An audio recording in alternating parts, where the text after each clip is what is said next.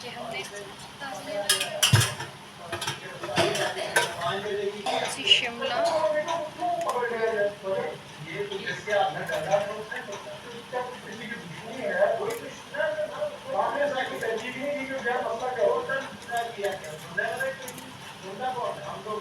ठीक है।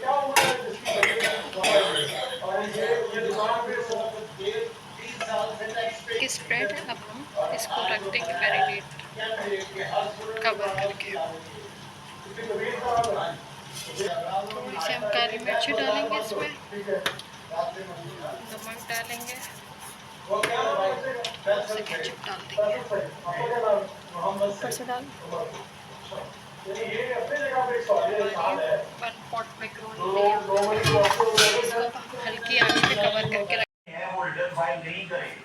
उनका ये वो कंपनियां हैं जो डोरमेंट है या वो कंपनियां हैं जो ऑपरेट नहीं करती।